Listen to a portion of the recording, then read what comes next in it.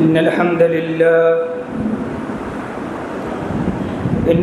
لله نحمده ونستعينه ونستغفره ونؤمن به ونتوكل عليه ونعوذ بالله من شرور أنفسنا ومن سيئات أعمالنا من يهده الله فلا مضل له ومن يضلل فلا هادي له وأشهد أن لا إله إلا الله وحده لا شريك له وأشهد أن محمدًا عبده ورسوله أما بعد فإن خير الحديث كتاب الله وخير الهدي هدي محمد صلى الله عليه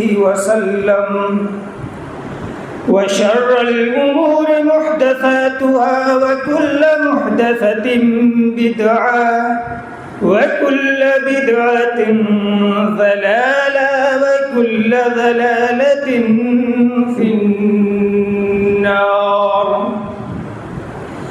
أعوذ بالله من الشيطان الرجيم. بسم الله الرحمن الرحيم. قل إن الموت الذي تفرون منه فإنه ملاقيكم ثم تردون إلى عالم الغيب والشهادة فينبئكم بما كنتم تعملون. وقال النبي صلى الله عليه وسلم كن في الدنيا كأنك غريب أو عابر سبيل وعد نفسك من أهل القبور أو كما قال النبي صلى الله عليه وسلم.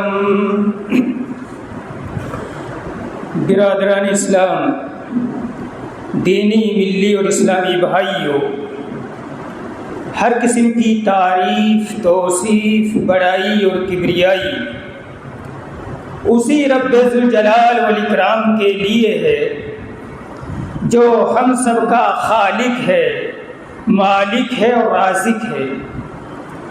کائنات اور کائنات کے ذرے ذرے پر جس کی حکمرانی اور ہر چیز جس کے قبضے قدرت میں ہے. بعدہ درود و سلام نازل ہوں بالعموم تمام انبیاء کرام پر اور بالخصوص آخری نبی، آخری پیغمبر احمد مجتبیٰ محمد مصطفیٰ صلی اللہ علیہ وسلم پر. اللہم بارک وسلم علیہ. اسلامی بھائیوں،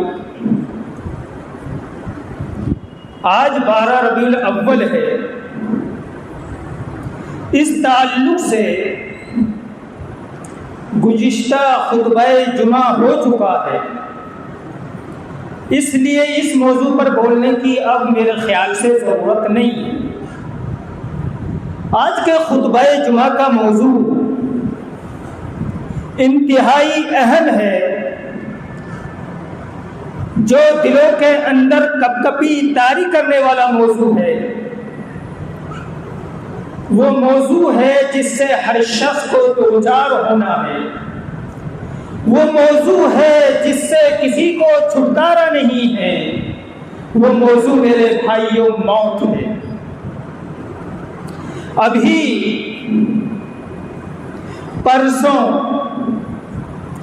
ہمارے مدرسے کے ایک اہم ترین ذمہ دار جو دلی کے رہنے والے تھے، مدرسے کے مختلف سیاسی، سرکاری، حکومتی ہر اعتبار سے مسائل کو دیکھتے تھے اور حل کرتے تھے.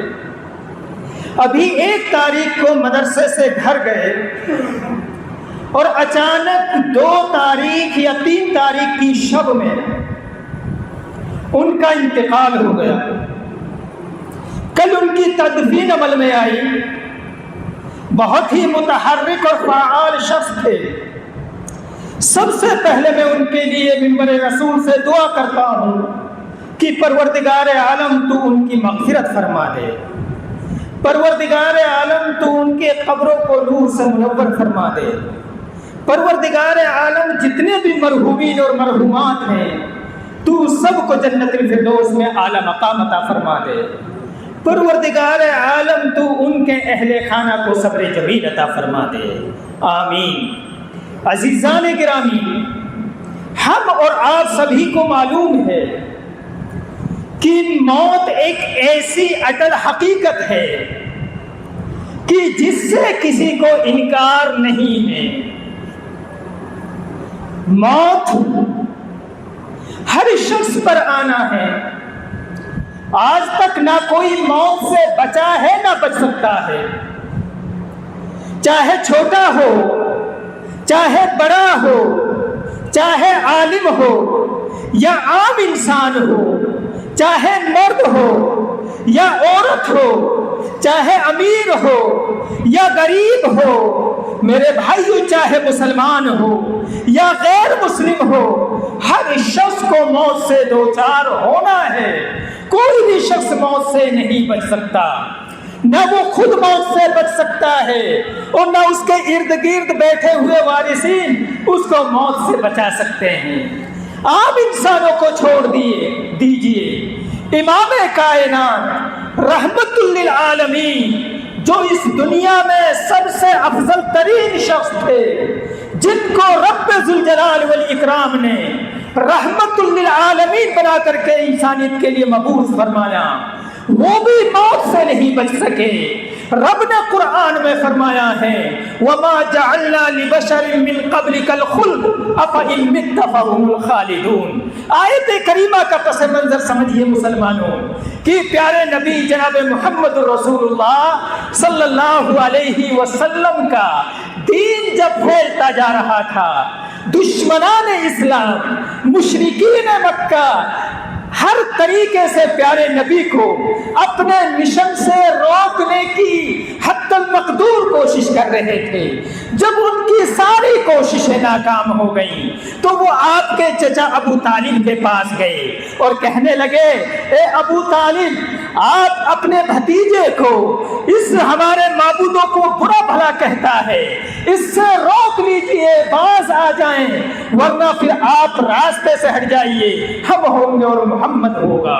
عزیزان گرامی، جب پورے کے پورے مکہ کی یہ دھمکی، تمام قبائل کی یہ دھمکی ابو طالب نے سنی تو اپنے بھتیجے کو بلایا اور کہا اے میرے بھتیجے، تو جانتا ہے کہ صرف میری حمایت تجھے حاصل ہے، اب میں تیرے مخالفین کا مقابلہ نہیں کر سکتا، ایسا کیجئے کہ کچھ دنوں تک کے لیے اس دعوتی مشن کو روک دیجئے۔ عزیزان گرامی، کان کھول کر کے سن لیجئے، موجودہ زمانے میں بھی ایسے لوگ ہیں جو عقیدہ توحید کو، توحید کے مشن کو، اہل حدیثوں کی بڑھتی ہوئی تعداد کو روکنے کی کوشش کرتے ہیں، ان سے جلتے ہیں، مختلف حد کنڈے اختیار کرتے ہیں، لیکن میری قوم کے غیور مسلمانوں، تمہارا بھی وہی جواب ہونا چاہیے تھا جو میرے نبی جناب محمد الرسول اللہ صلی اللہ علیہ وسلم نے اپنے چچا کو جواب دیا، کہا اے میرے چچا، اگر تمہیں بھی اپنی حمایت واپس لینا ہے لے لیجئے، رب کعبہ کی قسم، اگر یہ مکہ والے میرے ایک ہاتھ میں سورج لا کر کے رکھ دیں، دوسرا ہاتھ میں چاند لا کر کے رکھ دیں، رب کعبہ کی قسم، تب بھی میں اس دعوتی مشن سے رکنے والا نہیں ہوں، چاہے میرے جسم کے ٹکڑے ٹکڑے ہو جائیں، لیکن یہ دین الہی ہے، یہ پھیل کر کے رہے گا، اس کی ذمہ داری رب کائنات نے لی ہے۔ انا نحن نزلنا الذکر وانا لہ لحافظون۔ عزیزان گرامی، تو اس کے بعد ان لوگوں نے یہ سوچا کہ چلیے یہ دین مصطفیٰ پھیلتا جا رہا ہے، ایک وقت ایسا آئے گا کہ محمد کا خاتمہ ہو جائے گا، محمد کے دین کا بھی خاتمہ ہو جائے گا۔ اسلامی بھائیوں، رب کائنات نے کفار مکہ کی اس آواز کو سنا، پیارے نبی کو تسلی دینے کے لیے جبریل امین کو حکم دیا کہ میرے حبیب کو تسلی دے دو۔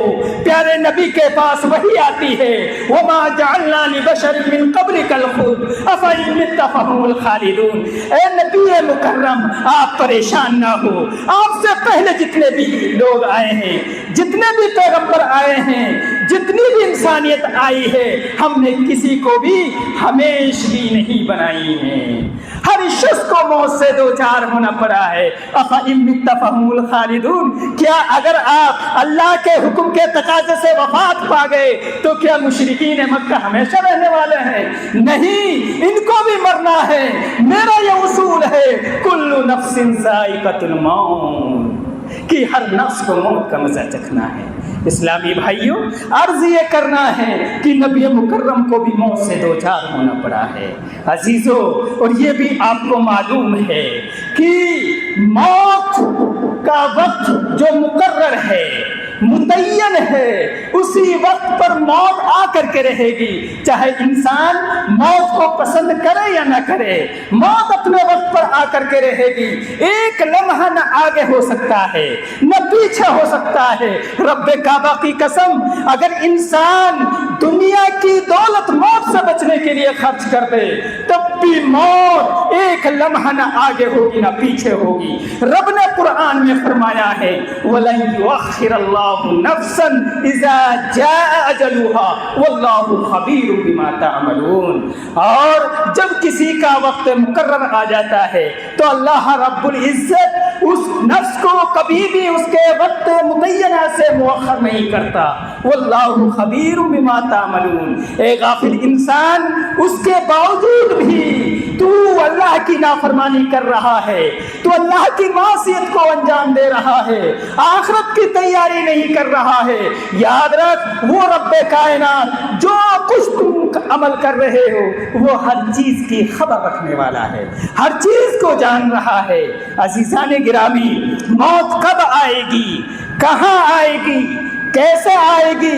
اپنے دیار میں آئے گی یا دیار غیر میں آئے گی، اپنے وطن میں آئے گی یا دوسرے وطن میں آئے گی، کسی کو کچھ بھی معلوم نہیں ہے۔ ایک انسان اپنی آرزو لے کر کے نکلتا ہے، ایک انسان تمنائیں لے کر کے نکلتا ہے، ایک انسان پلاننگ لے کر کے نکلتا ہے، اور اسی پلاننگ کے تحت وہ گھر سے نکلتا ہے، لیکن اچانک ایکسیڈنٹ ہو جاتا ہے۔ ساری کی ساری آرزویں، ساری کی ساری تمنائیں، ساری کی ساری پلاننگ عزیزوں دھری کی دھری رہ جاتی ہے، موت اپنے آغوش میں لے لیتی ہے، اور پتہ چلتا ہے گھر والوں کو ابھی صحیح سلامت گیا تھا اور ابھی اس کا ایکسیڈنٹ ہو گیا ہے۔ ایک انسان صحیح سلامت شام کو سوتا ہے، لیکن اچانک رات میں اٹیک پڑ جاتا ہے، اور صبح پورے محلے میں آواز گونجتی ہے کہ فلاں کا انتقال ہو گیا اٹیک سے۔ عزیزو، رب نے قرآن میں فرمایا ہے، وما تدری نفس ماذا تکسب غدا وما تدری نفس بأي ارض تموت ان اللہ علیم خبیر۔ عزیزو، کوئی بھی نفس نہیں جانتا کہ وہ کل کیا کمائے گا، اس کی آرزو اور پلاننگ دھری کی دھری رہ جاتی ہیں۔ وما تدری نفس بأي ارض تموت، اور کوئی بھی نفس نہیں جانتا ہے کہ اس کو کس سرزمین پر موت آئے گی، گھر پر آئے گی یا گھر سے باہر آئے گی، کس حالت میں آئے گی، کسی کو نہیں معلوم۔ اسلامی بھائیوں، اس لیے جب ایک موت اٹل حقیقت ہے تو ہمیں اس موت کی تیاری کرنی چاہیے، اس سے کبھی غافل نہیں ہونا چاہیے۔ عزیزو، ایک انسان کی آرزو تمنا ہوتی ہے کہ میں موت سے راہ فرار اختیار کر لوں، مجھے لمبی لمبی عمر مل جائے۔ ہر شخص کی یہ امید ہے. میری عمر 40 سال ہے, میری آرزو ہے کہ مجھے 80 سال مل جائیں, آپ کی آرزو ہے 100 سال مل جائیں. عزیزو, اگر آپ کے مرضی کے مطابق موت آپ کو ٹائم دے دیا جائے, آپ کی عمر دے دی جائے, لیکن کبھی آپ نے سوچا اس کے بعد کیا ہے؟ اس کے بعد بھی موت ہے. موت سے آپ نہیں بچ سکتے. راہ فرار اختیار کرنے والوں, رب کا یہ اعلان سن لو. پیارے نبی جناب محمد الرسول اللہ صلی اللہ علیہ وسلم کو خطاب کرتے ہوئے فرمایا اللہ رب العزت نے, قل ان الموت الذی تفرون منہ فانہ ملاقیکم. اے نبی مکرم, آپ امت کو کہہ دیجئے کہ جس موت سے تم راہ فرار اختیار کرنا چاہتے ہو, جس موت سے تم بچنا چاہتے ہو, فَإِنَّهُ مُلَاقِيكُمْ, چاہے آپ جہاں چلے جائیں, چاہے موت سے بچنے کے جتنے انتظامات کر لیں, فَإِنَّهُ مُلَاقِيكُمْ, لیکن وہ موت تمہیں آ کر کے رہے گی. اس موت سے بچ نہیں سکتے. ثُمَّ تُرَدُّونَ إِلَىٰ عَالِمِ الْغَيْبِ وَالشَّهَادَةِ, پھر تمہیں لوٹایا جائے گا اس ذات گرامی کی طرف جو حاضر اور غائب ہر چیز کا جاننے والا ہے, یعنی اللہ کی طرف تمہیں لے جایا جائے گا. فَيُنَبِّئُكُم بِمَا كُنتُمْ تَعْمَلُونَ, پھر وہ رب تمہیں متنبہ کرے گا, آگاہ کرے گا جو کچھ تم نے اچھے اور برے اعمال کیے ہیں. رب بتلائے گا کہ اے میرے بندے, میں نے تمہیں زندگی دی, میں نے تمہیں جوانی دی, میں نے تمہیں عمر دی, میں نے تمہیں ساری نعمتیں دی, لیکن اس کے باوجود بھی تم نے یہ میری نافرمانی کی ہے, یہ گناہ کا کام کیا ہے, یہ معصیت کا کام کیا ہے, یہ میرے حقوق کو پامال کیا ہے.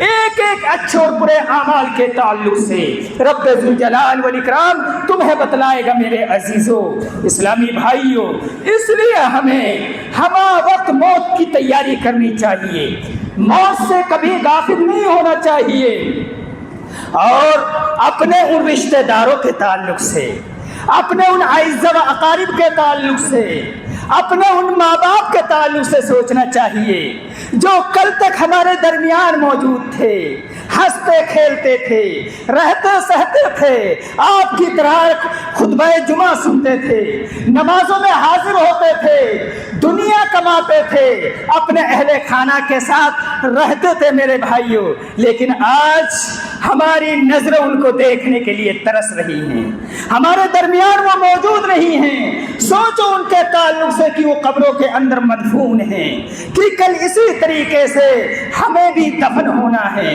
اسلامی بھائیوں, بڑا افسوس ہوتا ہے اس شخص پر جس نے بہت سارے جنازوں کو کندھا دے کر کے قبرستان پہنچایا ہو. افسوس ہوتا ہے اس شخص پر جس نے بہت سارے جنازوں کو دفنایا ہو. افسوس ہوتا ہے اس شخص پر جس نے اپنے آنکھوں سے قبرستان کے بھیانک مناظر دیکھے ہوں.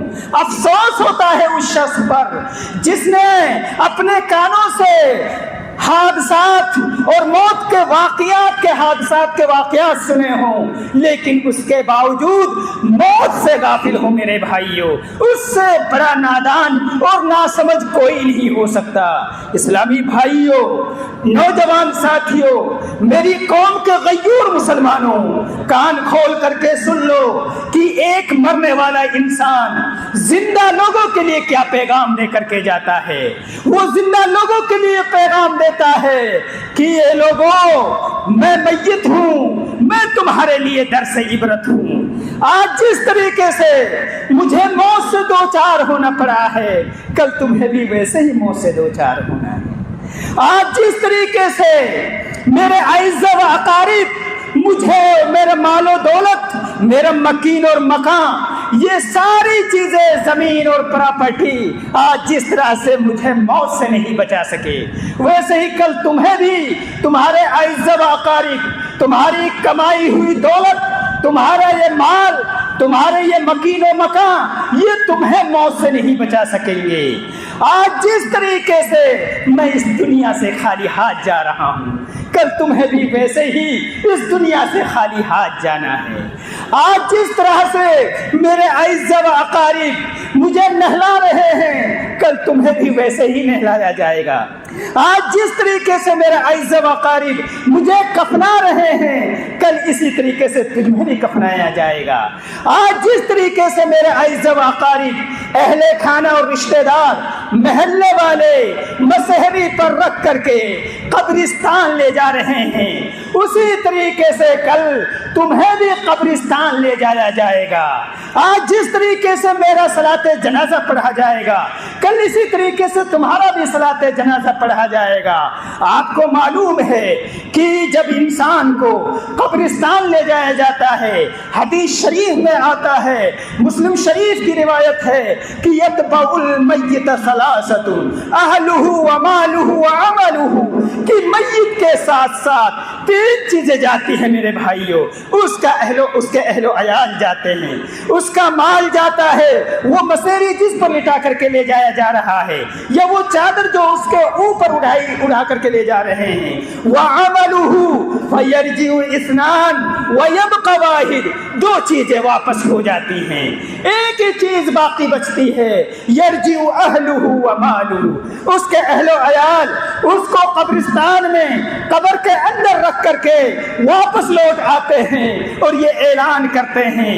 شاعر نے کہا ہے کہ کہا احباب نے ہر دفن کے وقت، کہاں احباب نے ہر دفن کے وقت، اب ہم وہاں کا کیا حال جانے، لحد تک تمہاری تعظیم کر دی، آگے تمہارے نامہ اعمال جانے، کہ بھائی ہمارا کام ختم ہے، ہم نے تعظیم کر دی ہے، لحد تک پہنچا دیا ہے، قبر کے اندر رکھ دیا ہے، اب آپ کے نامہ اعمال جانے، اس کے علاوہ ہمیں آپ سے کوئی لینا دینا نہیں ہے۔ عزیزو وَيَبْقَ عَمَلُهُ، اس کا عمل اس کے ساتھ جاتا ہے، اس لیے ہمیں بھی چاہیے کہ ہم بھی نیک عمل کریں، اچھے عمل کریں، صالح عمل کریں، تاکہ مرتے وقت ہمیں پچھتاوا نہ کرنا پڑے، ہمیں پچھتانا نہ پڑے۔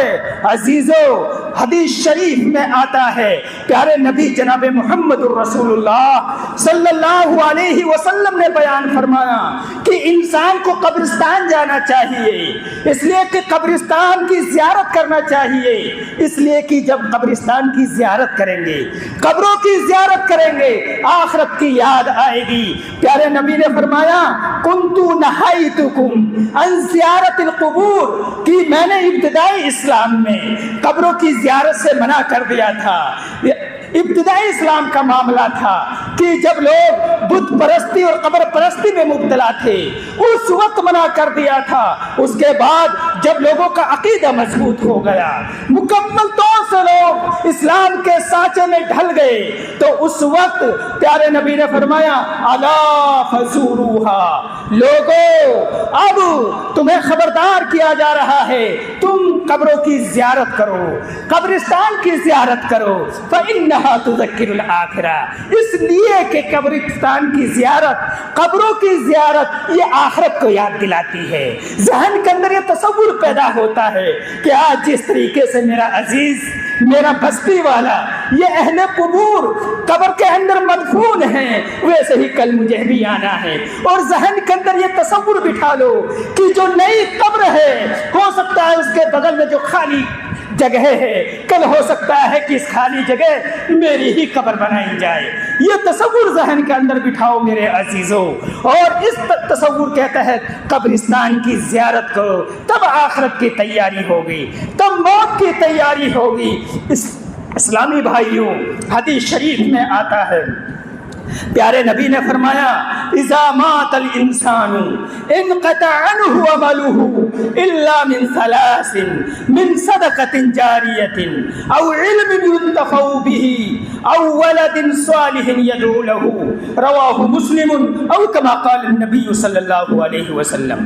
پیارے نبی نے بیان فرمایا، دیکھیں پیارے نبی بیان فرماتے ہیں کہ جب ایک انسان کا موت کا وقت آتا ہے تو اس کا تعلق دنیا سے ختم ہو جاتا ہے. اب دنیا سے اس کا کوئی تعلق نہیں رہتا الا من ثلاثۃ، لیکن 3 چیزیں ایسی رہتی ہیں کہ انسان کے مرنے کے بعد بھی ان کا اجر و ثواب برابر اس کو ملتا رہتا ہے. پہلی چیز من صدقۃ جاریۃ، صدقہ جاریہ. ایک انسان نے جو کچھ کمایا ہے، ایک انسان نے جو کچھ بینک اور بیلنس جمع کیا ہے اپنے حلال کمائی سے، اپنے قیمتی سرمایہ سے، اس نے اپنی زندگی کو سنوارنے کے لیے، مرنے کے بعد اجر و ثواب کو جاری رکھنے کے لیے صدقہ جاریہ کے طور پر راہ خدا میں مال کو خرچ کیا ہے. مسجد بنوا دی، مدرسے میں تعمیراتی کام ہو رہا اس میں حصہ لے لیا، رفاہ عامہ کا کام کر دیا، ہینڈ پائپ لگوا دیا. اسی طریقے سے اور بھی جس کے ذریعہ عوام الناس استفادہ کر سکے وہ کام اس نے کیا ہے، مرنے کے بعد اس کے لیے اجر و ثواب مل رہا ہے. یہ صدقہ جاریہ ہے. او علم ينتفع به، یا اسی طریقے سے ایسا علم جس کے ذریعہ اس کے مرنے کے بعد فائدہ اٹھایا جا رہا ہے. آپ پڑھے لکھے ہیں، آپ کے پاس کتاب و سنت کا علم ہے، آپ نے کسی کو دین کی بات بتا دی، قرآن پڑھا دیا، اسی طریقے سے کوئی علمی اور دینی بات بتا دی، اس پر آپ کے مرنے کے بعد عمل کیا جا رہا ہے. یہ بھی میرے بھائیوں علم سے فائدہ اٹھایا جا رہا ہے. اسی طریقے سے صدقہ جاریہ میں آپ نے مسجد کے اندر قرآن پاک کے نسخے رکھوا دیے، مدرسے میں آپ نے حدیث کی کتابیں، بخاری شریف وغیرہ، مسلم اور دیگر کتابیں آپ نے رکھوا دی. اللہ کی قسم آپ کے بعد جب تک ان کو پڑھا جائے گا لوگ ان سے مسائل معلوم کرتے رہیں گے، اس کے مطابق عمل کرتے رہیں گے، آپ کو اجر و ثواب ملتا رہے گا.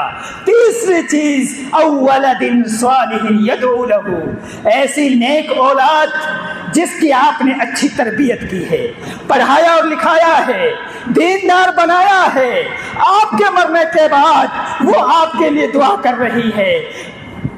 جی ایسی نیک اولاد جو آپ کے لیے دعا کرے تو وہ بھی آپ کے لیے اجر و ثواب ہے. وہ دعا کرتی ہے رب اغفر لی ولی والدی وللمؤمنین والمؤمنات، اے میرے پروردگار عالم تو میری مغفرت فرما دے، میرے ماں باپ کی مغفرت فرما دے، مومنین اور مومنات کی مغفرت فرما دے. وہ دعا کرتی ہے رب ارحمہما کما ربیانی صغیرا، اے میرے پروردگار جس طرح میرے ماں باپ بچپن میں میرے اوپر رحم و کرم کا معاملہ کیا تھا، پروردگار عالم تو بھی ان پر رحم و کرم کا معاملہ فرما. اس طریقے سے جو نیک اولاد ہے وہ اولاد بھی میرے بھائیوں آپ کے لیے صدقہ جاریہ ہے، اور اس کی دعا کا اجر و ثواب اور اس کے ہر عمل کا اجر و ثواب آپ کو ملتا رہے گا. اسلامی بھائیوں اس لیے آپ اپنی دنیاوی زندگی میں رہتے ہوئے اپنے لیے صدقہ جاریہ کر جائیے اور اولاد کے سہارے نہ رہیے.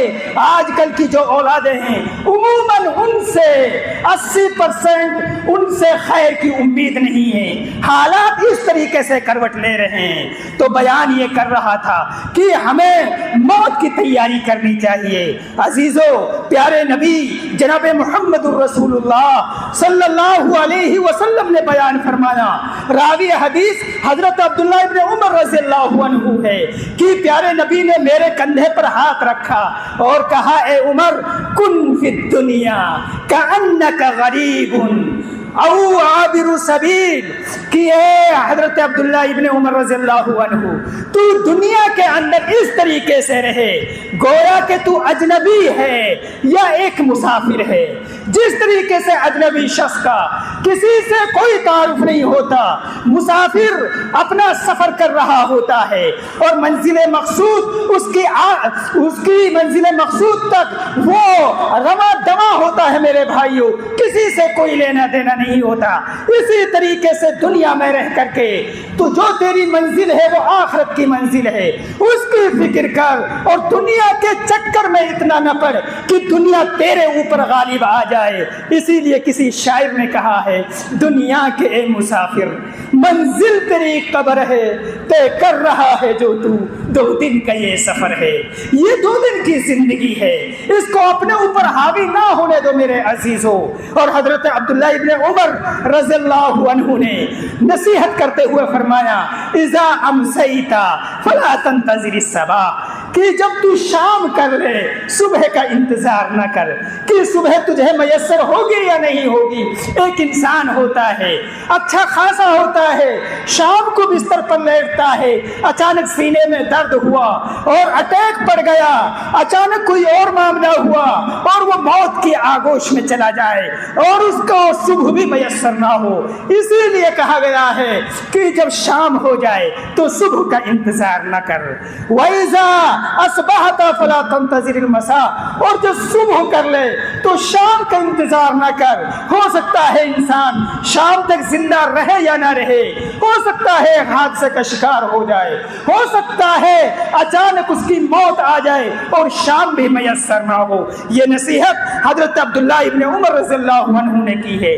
آگے بیان کرتے ہیں، اذا وَخُذْ مِنْ صِحَّتِكَ لِمَرَضِكَ، ایک انسان کو جو صحت یابی ملی ہے اس کو غنیمت سمجھنا چاہیے، اور صحت یابی کی حالت میں اتنا نیک عمل کر لو، اتنا اچھا عمل کر لو کہ بیماری کی حالت کے لیے وہ اعمال اچھے ہو جائیں، کافی ہو جائیں۔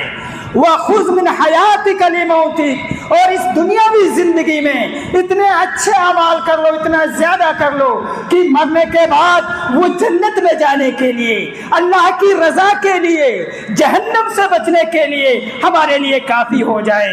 عزیزو، یہ حضرت عبداللہ ابن عمر رضی اللہ عنہ نے ہمیں نصیحت کی ہے، ان نصیحتوں پر عمل کرنے کی ضرورت ہے۔ حضرت ابو دردہ رضی اللہ عنہ، صحابہ کا حال دیکھیے، کس طریقے سے اس دنیا میں رہ کر کے وہ محتاط رہتے تھے، جہنم سے بچنے کی کوشش کرتے تھے۔ حضرت ابو دردہ رضی اللہ عنہ صحابی رسول ہیں، جب ان کی موت کا وقت قریب ہوا تو اللہ کی قسم حضرت ابو دردہ رضی اللہ عنہ کہنے لگے کہ ہے کوئی شخص جو اس گھڑی کے لیے کچھ کر لے، ہے کوئی شخص جو اس دن کے لیے کچھ کما لے۔ اور اس کے بعد انہوں نے رونا شروع کر دیا۔ ان کی بیوی ان کے پاس موجود تھی، کہنے لگی کہ اے ابو دردہ، آپ تو صحابی رسول ہیں، آپ کیوں رو رہے ہیں؟ آخر کیا وجہ ہے؟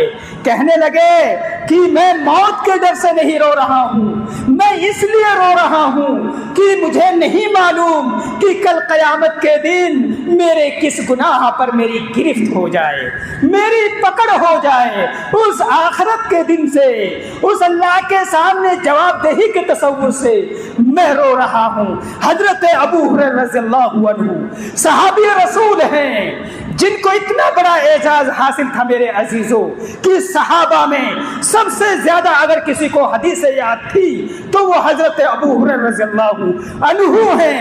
تقریباً 5374 حدیثیں ان کو یاد تھی۔ وہ جب ان کی موت کا وقت قریب آیا تو انہوں نے رونا شروع کر دیا۔ صحابہ نے پوچھا کہ اے صحابی رسول، اے حضرت ابو ہریرہ رضی اللہ عنہ، آپ کیوں رو رہے ہیں؟ آپ نے تو اللہ کے نبی کی لمبی صحبت اختیار کی ہے، اتنی زیادہ حدیثیں آپ کو یاد ہیں، آپ کیوں رو رہے ہیں؟ کیا وجہ ہے؟ کہنے لگے کہ میرے ساتھیوں سن لو کہ آج میں ایک لمبے سفر پر جا رہا ہوں جو آخرت کا سفر ہے، اور میرے پاس زیادہ راہ توشہ راہ بہت کم ہیں، یعنی اعمال، نیک اعمال بہت کم ہیں۔ مجھے نہیں معلوم کہ میرا ٹھکانہ جہنم ہوگا یا جنت ہوگا، اسی ڈر سے میں رو رہا ہوں۔ مجھے نہیں معلوم کہ میرا ٹھکانہ کہاں ہوگا، جنت میں ہوگا یا جہنم میں ہوگا۔ اتنے محتاط رہتے تھے صحابہ اکرام۔ عزیزو اس لیے ہمیں موت کی تیاری کرنی چاہیے۔ اللہ رب العزت نے قرآن مقدس کے اندر ارشاد فرمایا وَأَنفِقُوا مِمَّا رَزَقْنَاكُمْ مِن قَبْلِ أَن يَأْتِيَ أَحَدَكُمُ الْمَوْتُ فَيَقُولَ رَبِّ لَوْلَا أَخَّرْتَنِي إِلَىٰ أَجَلٍ قَرِيبٍ فَأَصَّدَّقَ وَأَكُن مِّنَ الصَّالِحِينَ۔ اللہ رب العزت ارشاد فرما رہا ہے وَأَنفِقُوا مِمَّا رَزَقْنَاكُمْ، موت کی تیاری کے سلسلے میں، آخرت کی تیاری کے سلسلے میں، کہ جو کچھ مال و دولت ہم نے تمہیں عطا کیا ہے اس میں سے تم خرچ کرو موت کے آنے سے پہلے پہلے۔ ایک انسان یہ سوچتا ہے کہ ابھی تو میری کافی لمبی عمر ہے، میں بڑھاپے میں جا کر کے اپنے لیے صدقہ کر لوں گا، خیرات کر لوں گا، صدقہ جاریہ کے طور پر راہ خدا میں خرچ کر لوں گا۔ نہیں اے نادان انسان، تجھے نہیں معلوم کہ موت کب آ جائے۔ اے ناسمجھ انسان، تو اپنی پوری زندگی مال و دولت کمانے میں صرف کر رہا ہے، اپنی اولاد کے لیے کما رہا ہے، اپنی آخرت کی فکر نہیں ہے، اپنے ہوتے ہوئے اپنے لیے صدقہ جاریہ نہیں بنا رہا ہے۔ عزیزو اولاد تمہارے لیے خرچ کرے گی یا نہیں آپ کو نہیں معلوم، اس لیے اللہ کے واسطے اپنے آپ کو اولاد کے حوالے نہ کرو، ورنہ اس سے بڑا نادان انسان کوئی نہیں ہوگا جو اپنے آپ کو اولاد کے حوالے کر کے ان کے سہارے اپنے آپ کو کر کے اور اس دنیا سے چلا جائے۔ نہیں، اپنے اس دنیاوی زندگی میں خود اپنے ہاتھوں سے اپنی فکر کرو اور اپنے لیے صدقہ جاریہ خرچ کرو راہ خدا کے اندر، ورنہ فیقول رب لولا اخرتنی الی اجل قریب، ورنہ انسان اگر اسی غفلت میں چلا گیا تو وہ کہے گا کہ پروردگار عالم تو نے مجھے تھوڑی سی مہلت کیوں نہیں دی تھی؟ جب زندگی ملی تو فکر نہیں، جب موت نے آ کے پکڑ لیا تو عرض کر رہا ہے کہ تو نے مجھے تھوڑی سی مہلت کیوں نہیں دی؟ فَأَصَّدَّقَ وَأَكُن مِّنَ الصَّالِحِينَ، اگر تھوڑی سی مہلت مل جاتی تو میں صدقہ کر لیتا، صدقہ جاریہ کر لیتا، اپنے لیے راہ خدا میں خرچ کر دیتا اور نیک اور صالح لوگوں میں سے ہو جاتا۔ لیکن انسانی تاریخ اس بات پر گواہ ہے کہ جو شخص اس دنیا سے چلا گیا وہ دوبارہ واپس نہیں آتا ہے۔ عزیزو اللہ رب العزت نے آپ کو آخرت کی تیاری کا حکم دیا ہے، اور ان سوالوں کا جواب ذہن میں رکھو، ان کی تیاری کرو، جب رب کے سامنے پیشی ہوگی اور اللہ رب العزت سوال کرے گا۔ 5 سوالات آپ سے ہونے ہیں اور ان کا جواب آپ کو دینا ہے۔ فرمایا لا تزول قدم لآدم من عند ربه يوم القيامة حتى يسأل عن 5، عن عمره فيما أفناه، وعن شبابه فيما أبلاه، وماله من أين اكتسبه، وفيما أنفقه، وماذا عمل فيما علم، أو كما قال النبي صلی اللہ علیہ وسلم۔ جب رب کے سامنے پیشی ہوگی میرے عزیزو، اس وقت کسی بھی انسان کے قدم رب کے دربار سے نہیں ہٹ سکتے، یہاں تک کہ 5 سوالات ہوں گے۔ ان عمرہ فیما افناہ، یہ عمر اللہ کی بہت بڑی نعمت ہے، جس عمر کو ہم اور آپ ضائع کر رہے ہیں، جس عمر کو اللہ کی عبادت کے لیے نہیں لگا رہے ہیں۔ عزیزو اس عمر کے تعلق سے سوال ہوگا کہ یہ میرے بندے، میں نے تجھے عمر دی تھی، اس عمر کو تو نے کہاں لگایا ہے، کہاں گزارا ہے؟ میری اطاعت کے کاموں میں گزارا یا میری نافرمانی کے کاموں میں گزارا؟ یہ سوال ہر شخص سے ہونا ہے۔ عزیزو اس لیے اس عمر کو اللہ کے واسطے اللہ کی عبادت میں لگاؤ، اور اسی طریقے سے موت کی تیاری اور آخرت کی تیاری میں صرف کرو۔ دور سے سوال ہوگا وَعَنِ الشَّبَابِ فِيمَا أَبْلَاهُ، عمر کا ایک اہم ترین حصہ یہ جوانی ہوتی ہے، اور جتنے برے کام، جتنے نافرمانی کا کام، جتنے جہنم میں جانے والے کام ہیں، وہ سب کے سب اسی جوانی کے نشے میں چور ہو کر کے انسان کرتا ہے میرے بھائیوں۔ اور اسی جوانی کو اگر راہ خدا میں انسان لگا دے، اللہ کی عبادت میں لگا دے، تو اللہ کے نزدیک اس کی عبادت سب سے زیادہ مقبول ہوتی ہے۔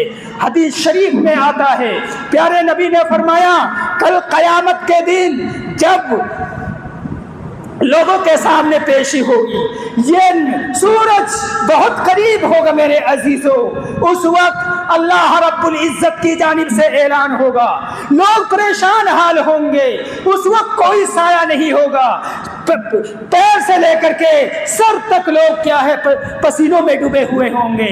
اس وقت رب کی جانب سے منادی ہوگی وَشَابٌ نَشَأَ فِي عِبَادَةِ اللَّهِ، کہ آج کے دن وہ انسان، وہ نوجوان جس نے اپنی جوانی کو دیوانی نہیں بنایا، اپنی جوانی کو مستانی نہیں بنایا، اپنی جوانی کو لاہو لعب میں نہیں گزارا، اپنی جوانی کو گزارا تو میری عبادت کے اندر گزارا، اپنی جوانی کو گزارا تو میری اطاعت میں گزارا، اپنی جوانی کو گزارا میری فرما برداری میں گزارا۔ جب نوجوان ہوٹلوں پہ بیٹھ کر کے مستیاں کر رہے ہوتے، جب نوجوان اپنے کاروبار میں مصروف ہوتے، جب نوجوان موبائل دیکھ رہے ہوتے، خرافات میں لگے ہوتے، یہ میرا نوجوان بندہ راہ خدا میں اپنے مال کو خرچ کر رہا ہوتا، یہ میرا نوجوان بندہ مسجد میں آ کر کے قیام اللیل کر رہا ہوتا، یہ میرا نوجوان بندہ قرآن کی تلاوت کر رہا ہوتا، ایسے نیک اور صالح بندے کو آج اس نوجوان کو لے آؤ، شاب نشأ فی عبادت اللہ، جس نے اپنی جوانی کو اللہ کی عبادت میں گزارا ہے، آج اس کو میرے عرش کا سایہ نصیب ہوگا۔ میرے بھائیوں، اللہ کی نظر میں نوجوانوں تمہاری اس عبادت کی کتنی اہمیت ہے، تمہاری اللہ کی نظر میں کتنا اونچا مقام و مرتبہ ہے، لیکن افسوس ہے کہ آج ہماری نظر میں اس رب کا کوئی مقام نہیں ہے۔ اگر مقام ہوتا، اس کی حیثیت ہماری نظر میں ہوتی، اللہ کی قسم ہماری مسجدیں لوگوں سے آباد ہوتی، ہم رب کی عبادت کر رہے ہوتے، اللہ کی نافرمانی اور شرک سے بچ رہے ہوتے، لیکن افسوس ہے کہ ہم نے رب کی حقیقت کو نہیں جانا، رب کے حقوق کو نہیں جانا، رب کی عبادت کو نہیں جانا۔ اسلامی بھائیوں، یہ سوال آپ سے ہونا ہے اس جوانی کے سلسلے میں۔ اسی طریقے سے تیسرا سوال ہوگا وہ مال ہی من این اکتسبہ، مال کے سلسلے میں سوال ہوگا کہ بندے میں نے تجھے مال دیا، میں نے تجھے عمر دی، جوانی دی، ساری نعمت میں نے دی، آخر یہ تو بتا تو نے اس مال کو کہاں سے کمایا؟ جائز طریقے سے کمائے یا ناجائز طریقے سے کمائے؟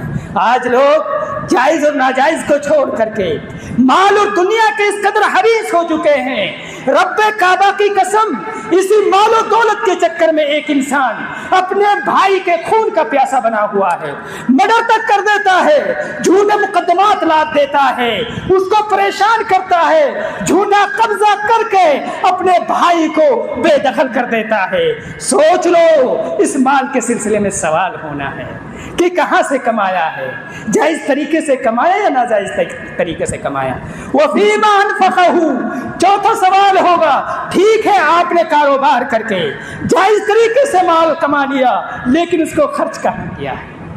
اللہ کے راستے میں خرچ کیا، عبادت میں خرچ کیا، نیکی کمانے میں خرچ کیا، یا آپ نے اللہ کی نافرمانی میں خرچ کیا ہے، عیاشی میں خرچ کیا ہے، مستی میں خرچ کیا ہے، دوسروں پر جھوٹے مقدمات قائم کرنے کے لیے خرچ کیا ہے، دوسروں کی زمین و جائیداد ہڑپ کرنے کے لیے خرچ کیا ہے؟ یہ سوال آپ سے ہونا ہے، اس لیے سوچ سمجھ کر کے مال کمائیے اور سوچ سمجھ کر کے اس کو خرچ کیجیے۔ اور پانچواں سوال ہوگا میرے عزیزو کہ ماذا عمل فیما علما، کہ آپ کے پاس جتنا علم ہے، علماء ربانیین نے منبر رسول سے چیخ چیخ کر کے قرآن اور حدیث کی باتیں بتائیں، دین کا علم آپ لوگوں تک پہنچایا، آپ سب جانتے ہیں کہ حلال کیا ہے، حرام کیا ہے، جائز کیا ہے، ناجائز کیا ہے، توحید کیا ہے، شرک کیا ہے۔ میرے بھائیو، ہر شخص کو معلوم ہے حقوق العباد کیا ہے، حقوق اللہ کیا ہے، بدعت کیا ہے اور سنت کیا ہے، سب لوگ جانتے ہیں۔ اس کے مطابق، اپنے علم کے مطابق آپ نے کتنا عمل کیا ہے؟ یہ سوال آپ سے ہونا ہے۔ میری قوم کے غیور مسلمانوں، آج اس مسجد کے اندر عہد کرو کہ ہم موت کی تیاری کریں گے، ہم عقیدہ توحید پر عمل کریں گے، جو رب ہمارا روٹھا ہوا ہے اس رب کو ہم راضی کریں گے اور اپنی روحوں کو پاکیزہ اور مقدس بنائیں گے۔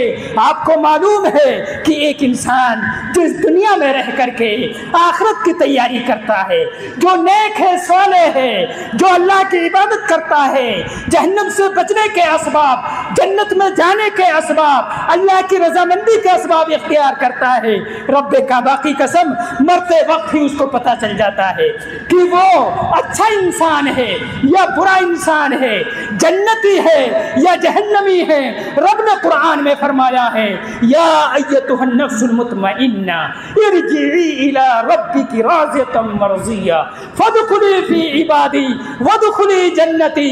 سوچو مسلمانوں کہ اللہ رب العزت کے نزدیک نیک لوگوں کا، عقیدہ توحید پر عمل کرنے والوں کا کتنا اونچا مقام ہے، جس کا خاتمہ توحید پر ہو رہا ہے، عقیدہ توحید پر ہو رہا ہے کہ جب فرشتہ آتا ہے، ملک الموت آتا ہے تو روح سے کہتا ہے یا ایتھا النفس المطمئنہ، اے پاکیزہ روح، اے نیک روح، اے مقدس روح، تو اپنے رب کی طرف چل، جی اپنے رب کی طرف چل، ارجع الی ربک راضیۃ مرضیہ، اس حال میں کہ رب تجھ سے راضی ہے اور تو رب سے راضی ہے۔